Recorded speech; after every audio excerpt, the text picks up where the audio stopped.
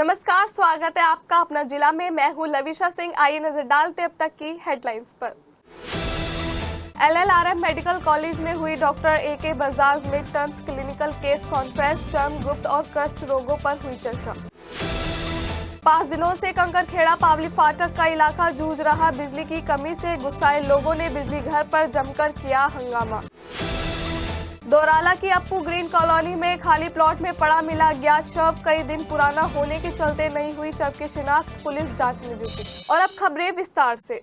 Lala Lajpat Rai memorial medical college में प्राचार्य doctor RC Gupta की अध्यक्षता में मेडिकल कॉलेज के चर्म एवं गुप्त रोग विभाग और मेरठ चैप्टर UPIDVL के संयुक्त तत्वाधान में doctor AK Bajaj mid term clinical case conference का आयोजन किया गया, जिसका शुभारंभ प्राचार्य डॉक्टर RC गुप्ता और मेरठ चैप्टर UPIDVL के पदाधिकारियों ने दीप प्रज्वलित करके किया। साथ ही साथ प्राचार्य डॉक्टर RC गुप्ता ने मानवता की सेवा के लिए चिकित्सकों के शोध पत्र और नवीनतम चिकित्सा पद्धतियों को मरीजों के हितों के लिए उपयोग करने के लिए प्रोत्साहित किया। सम्मेलन में प्रदेश भर के चर्म, गुप्त और कुष्ठ रोग विशेषज्ञ शामिल हुए।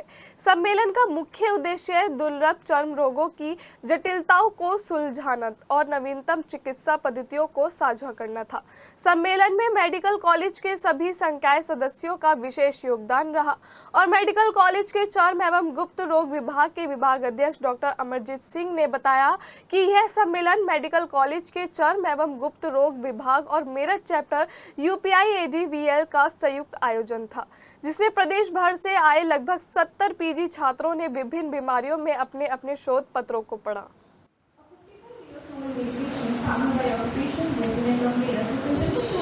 यहाँ पर विशेषज्ञ हैं वो इसमें जुड़े हैं और इसमें अपना व्याख्यान भी दे रहे हैं। साथ में उन केसेस पे स्टडी करके जो स्टूडेंट्स हैं उनको भी पढ़ाया जा रहा है, यंग डर्मेटोलॉजिस्ट उनके लिए, और बाकी हम सब लोगों के लिए काफ़ी एक फ़ायदे की चीज़ ज्वाइन कर रहे हैं, वो उनको अच्छे से ट्रीट कर सके, जनता को फायदा पहुंचा सके और बेटर आउटकम आ सके हमारे पेशेंट्स के लिए। 5 दिनों से कंकरखेड़ा पावली फाटक स्थित शिव एन्क्लेव कॉलोनी, गांव द्वारकापुरी और गांव पावली खास के इलाकों में बिजली का नामो निशान नहीं है। यहां की जनता पिछले 5 दिनों से बिना बिजली के रह रही है, जिससे गुस्साए सैकड़ों लोग इकट्ठा होकर कंकरखेड़ा सरधना रोड के 33/11 kV विद्युत उपकेंद्र पर पहुंचे और बिजली विभाग के खिलाफ नारेबाजी करते हुए जमकर हंगामा किया। लोगों ने जल रही सभी लाइटों को भी बंद कर दिया। लोगों ने बताया कि आंधी तूफान आने के कारण बिजली के खंभे और तारे तभी से टूटे पड़े हैं। उनके घरों में 5 दिनों से लाइट नहीं आ रही है, घरों में एक बूंद पानी नहीं है। कई बार बिजली विभाग के लोगों को आकर इसकी जानकारी दे चुके हैं, लेकिन उसके बाद भी ये लाइट चालू नहीं कर पा रहे हैं, जिससे पूरे इलाके के लोगों को काफी परेशानी हो रही है। गुस्साए लोगों ने जल्द से जल्द लाइट चालू न करने पर अनिश्चितकालीन धरने की चेतावनी दी है। उसने कह दिया था कि मेरे बस की व्यवस्था नहीं, आप मोदीपुरम से जुड़वा लो। का नाम है गजेंद्र सिंह। अच्छा, क्या कहा उन्होंने? उसने कहा शाम 9 बजे के भाई मेरे बस की बात नहीं, आप अपनी व्यवस्था मोदीपुरम से कर लो, कहीं से कर लो। तूफान में जो भी ये बिजली के तार या खंभे गिरे हैं, उन्हें जो है गिरे हुए 6 दिन हो चुके हैं। हमारी कॉलोनी में आज तक कोई भी लाइट का या कोई कर्मचारी नहीं पहुंचा है। 11,000 तक के लाइन के तार टूट के हमारे घरों पे पड़े हैं। अगर कोई इसका हादसा हो गया, कोई मर गया, तो उसके जिम्मेदार कौन होगा? बिजली विभाग को इतना तो देखना चाहिए कि भाई यहाँ हमारे यहाँ जब तार पड़े हैं, घरों पे पड़े हैं, कम से कम जा करके वहाँ लोगों को ये आश्वासन देते कि हाँ भैया 1 दिन में 2 दिन में आपकी बिजली ठीक हो जाएगी। 6 दिन से लोग परेशान हैं।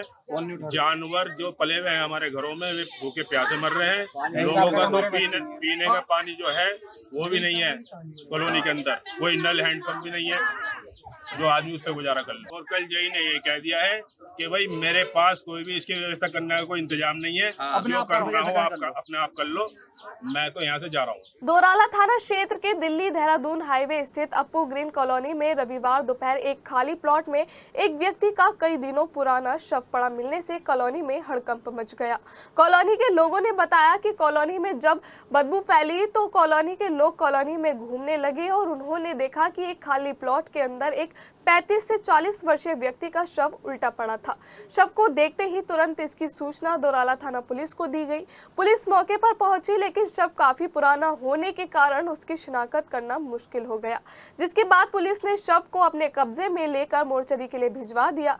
वहीं ये भी आशंका जताई जा रही है कि व्यक्ति को पहले कॉलोनी में लाया गया, जहां उसकी हत्या करने के बाद शव को प्लॉट में फेंक दिया गया। वहीं थाना प्रभारी सुमन का कहना है कि कॉलोनी में सीसीटीवी कैमरों की फुटेज खंगाली जा रही है, जिसके आधार पर आगे की कार्यवाही की जाएगी।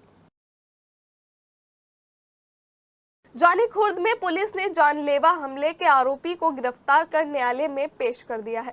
दरअसल सिवाल खास में शनिवार को सलीम ने गुलजार के घर में घुसकर धारदार हथियारों से हमला कर दिया था, जिसमें गुलजार सहित कई लोग गंभीर रूप से घायल हो गए थे।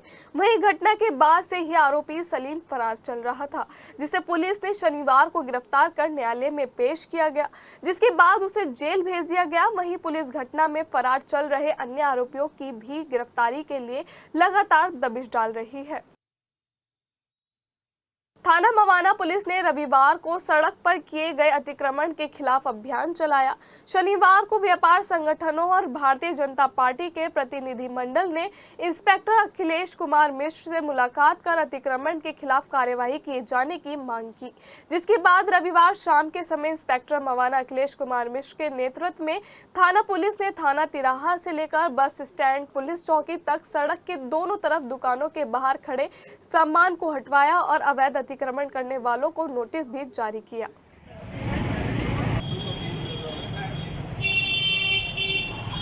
अखिल भारतीय कायस्थ महासभा उत्तर प्रदेश पश्चिम बाईपास स्थित एक रिजॉर्ट में महान क्रांतिकारी रास बिहारी बोस जी की 139वीं जयंती श्रद्धा के साथ कर्मों का लेखा जोखा रखने वाले भगवान श्री चित्रगुप्त जी की स्तुति के साथ मनाई गई।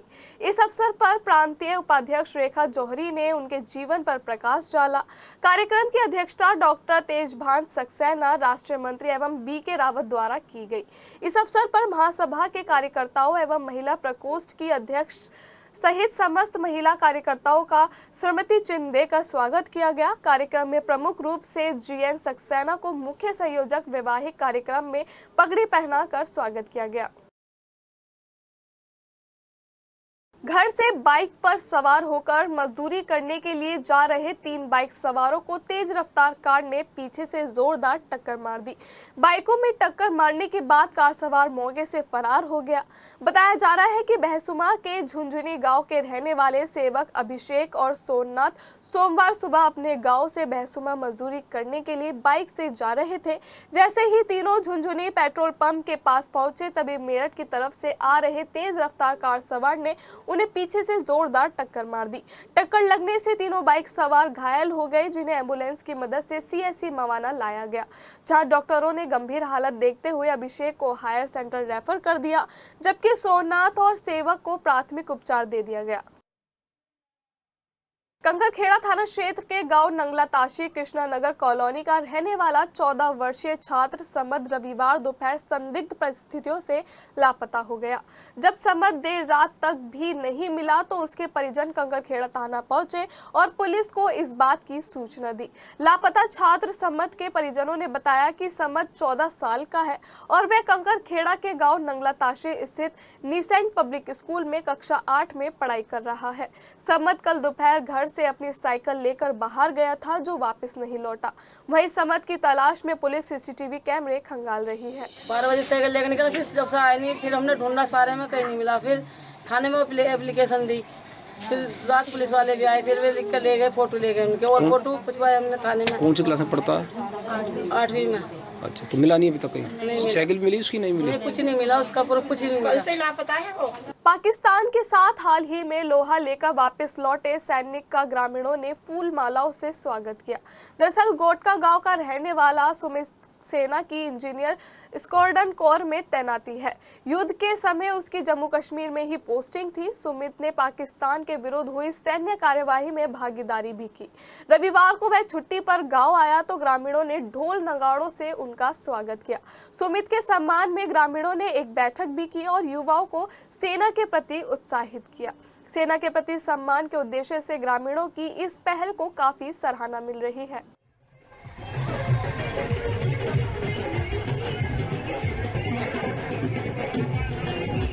सरधना के जुल्हेड़ा गांव में रविवार को एक विवाहिता का शव उसी के कमरे में फांसी के फंदे पर लटका मिलने से सनसनी फैल गई। सूचना पर पहुंचे मायके वालों ने ससुरालियों पर दहेज हत्या के गंभीर आरोप लगाते हुए शिकायत की है, जिसके बाद पुलिस ने शव का पंचनामा भर पोस्टमार्टम के लिए भेज दिया है और मामले की जांच शुरू कर दी है। पुलिस से शिकायत करते हुए मृतका के पिता देशबंधु त्यागी ने बताया कि उन्होंने अपनी बेटी कामिनी की शादी 3 साल पहले जुल्हेड़ा के रहने वाले संदीप उर्फ विवेक से की थी। आरोप है कि तभी से ससुराल वाले लगातार उसे दहेज के लिए परेशान करते थे। इसी विवाद में पीड़िता की ओर से एक बार मुरादनगर थाने में भी शिकायत की गई थी, मगर दोनों पक्षों में समझौता हो गया था। रविवार को अचानक कामिनी के मायके में उसके मरने की सूचना दी गई तो पीड़ित परिजनों में कोहराम मच गया। आनंद फानन में जुल्हेड़ा पहुंचे मायके वालों ने ससुरालियों पर गंभीर आरोप लगाते हुए कार्यवाही की मांग की है। घटना की गहनता से जांच के लिए मौके पर फॉरेंसिक टीम को भी बुलाया गया।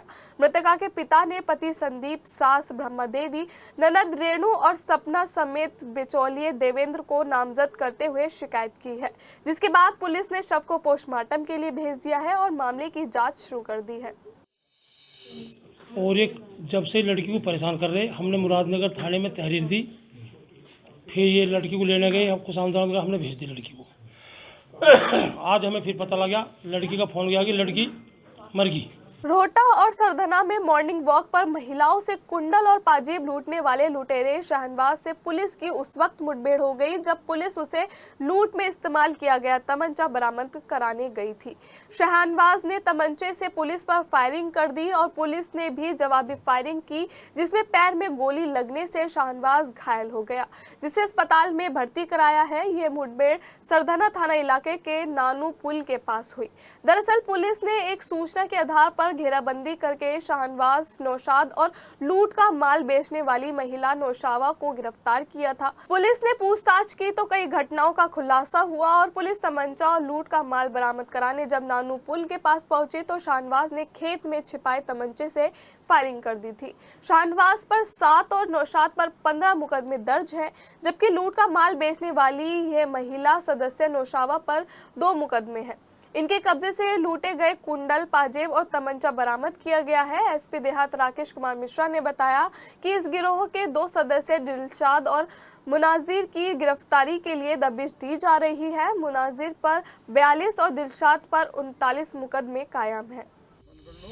अप्रैल के महीने में थाना सरधना और थाना रोहटा क्षेत्र में कुछ घटनाएं हुई थी, जिनमें अज्ञात बाइक सवारों द्वारा तमंचा दिखाकर मॉर्निंग वॉक कर रही महिलाओं से उनके कान के कुंडल, पाजेब और ज्वेलरी आदि लूट लिए गए थे। इस घटना के अनावरण के लिए थाना सरधना, थाना रोहटा की पुलिस टीम और रूरल स्वाट टीम को लगाया गया था। 24 मई की देर शाम में इस घटना में शामिल शहनवाज, नौशाद और एक नौशावा नामक महिला जो तिलपनी थाना क्षेत्र सिंभावली अहिर जनपद बागपत के रहने वाले हैं, इनको गिरफ्तार किया गया था। शहनवाज को जब तमंचे की रिकवरी के लिए नानूपुल थाना क्षेत्र सरधना के पास ले जाया गया तो उसने छिपाए गए तमंचे से पुलिस पार्टी पर फायर कर दिया।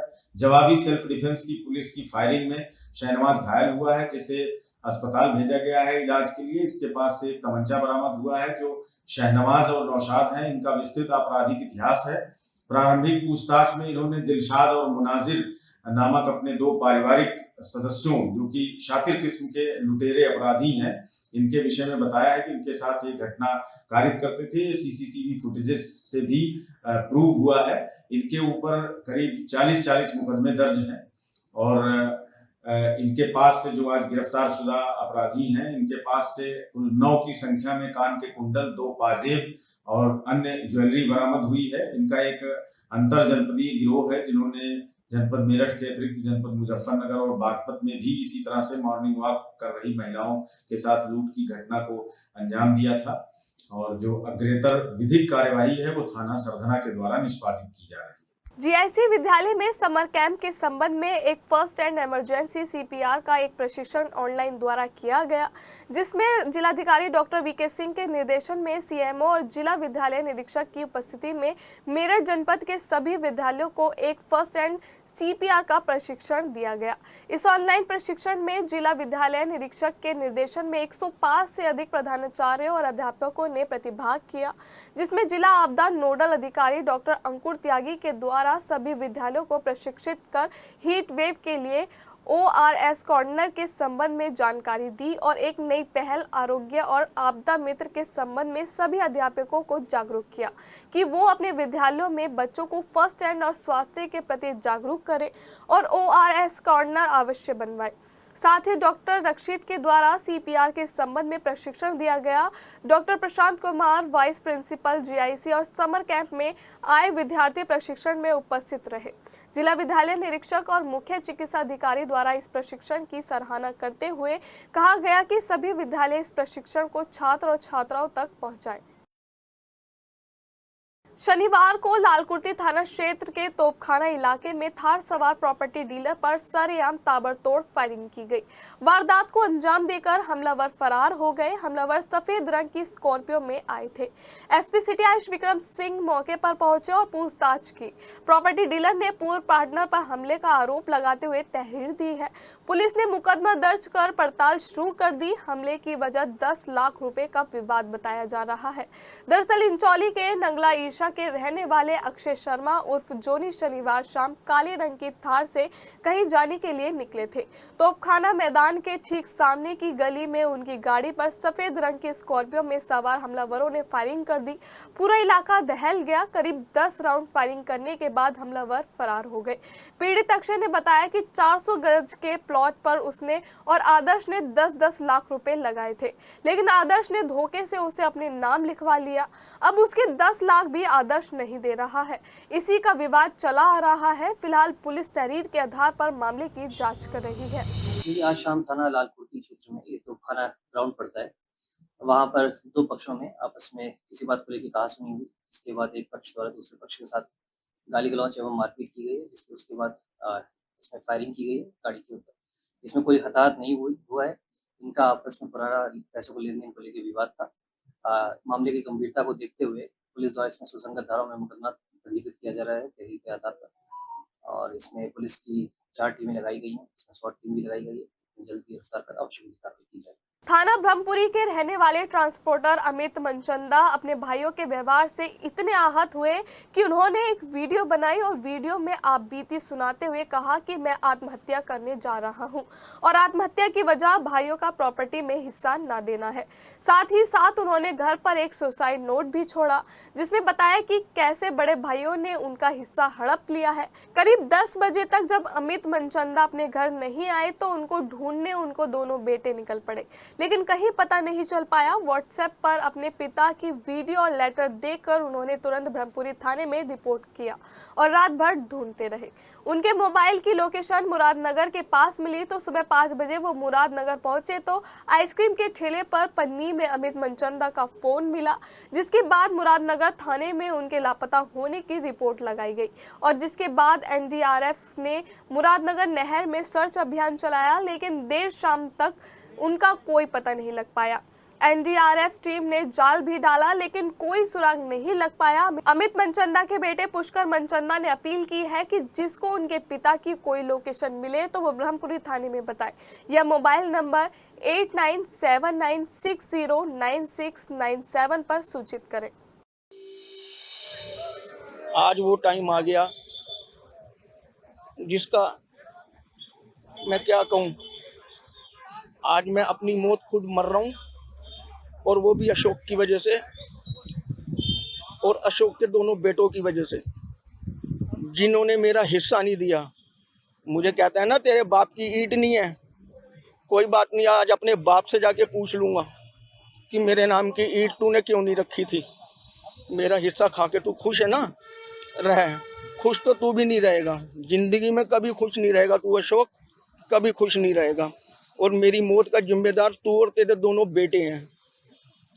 और पार्थ मेरे पास जो पैसे थे 5,900 रुपये वो मैंने तुझे ट्रांसफ़र कर दिए बेटे, और परसों से तेरे एग्ज़ाम शुरू हैं, अपना ध्यान रखियो और अपने पेपर ध्यान से पढ़ियो और लिखियो।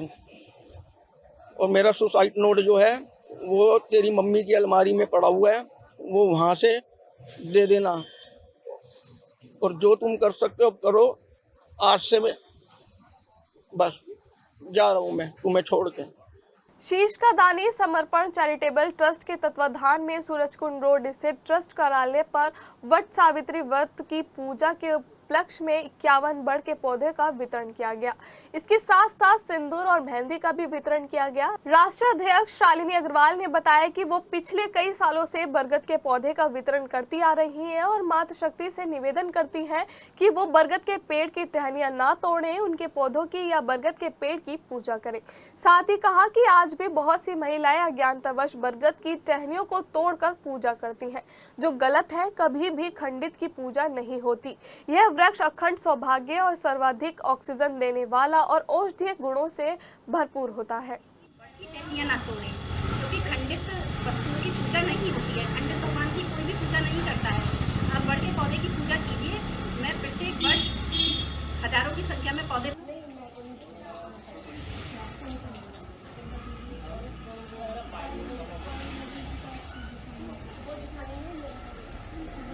अपना जिला में फिलहाल इतना ही। हमें दीजिए इजाजत। नमस्कार।